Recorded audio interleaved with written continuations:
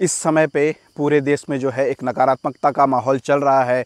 Corona की महामारी ने जो है विश्व महामारी के रूप में हमारे सामने आगे आ चुकी है और जो है देश ही नहीं पूरे विश्व में जो है इसका एक लगातार जो है एक बहुत बुरा सा इसका इम्पैक्ट पड़ा है।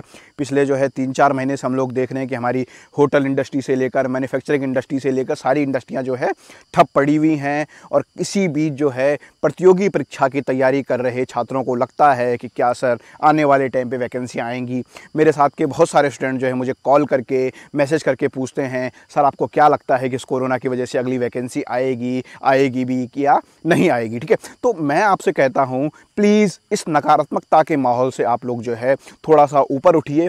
इस समय पूरा विश्व जो है इस महामारी से जूझ रहा है। सारा मैन्युफैक्चरिंग इंडस्ट्री आप देखेंगे, सारी मैन्युफैक्चरिंग इंडस्ट्री जो है बीच में बंद रही है।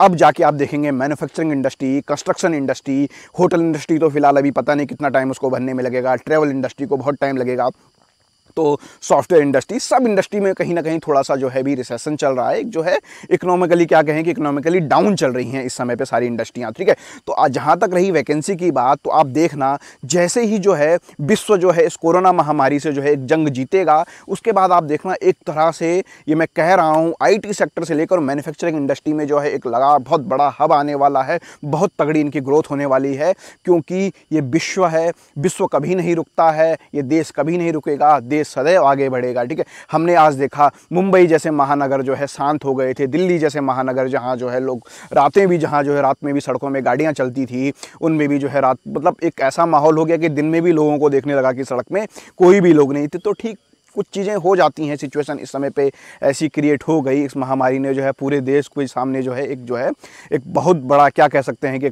मतलब हमने सोचा भी नहीं था, ना आप लोगों ने अज्यूम किया था, ना हम लोगों ने अज्यूम किया था कि हम लोग एक ऐसी ज़िंदगी जीने वाले हैं जहां हमें जो है मास्क लगाना है, बाहर निकलने के लिए भी परमिशन लेनी पड़ेगी, जहां जो है हम रात को 10 बजे भी जो है यहां से कहीं भी निकल सकते थे, वहां जो है आज हम कुछ भी नहीं कर पा रहे हैं, केवल घरों के अंदर कैद है। ऐसा जो है पिछले 70-75 दिनों से हो गया है। अभी आगे कितने समय तक होगा, कोचिंग सेंटर्स खुलेंगे नहीं खुलेंगे, स्कूल्स खुलेंगे नहीं खुलेंगे, जहाँ हम लोग जो है बिल्कुल ऑनलाइन की तरफ तो शिफ्ट हुए, मगर जो है जो टीचर से इंटरेक्शन था, ये सब चीज़ें थी, वो सब भी क्या हुआ, ख़त्म हुआ। तो इससे कहीं ना कहीं जो है दिमाग में एक इफेक्ट सबके दिमाग में आया है, थोड़ा सा नेगेटिविटी दिमाग में आई है। ऐसा लगा है कि क्या होने वाला है फ्यूचर को लेके, हमें लगा कि क्या जॉब्स आएंगी नहीं आएंगी। तो घबराने की आपको कोई ज़रूरत नहीं है।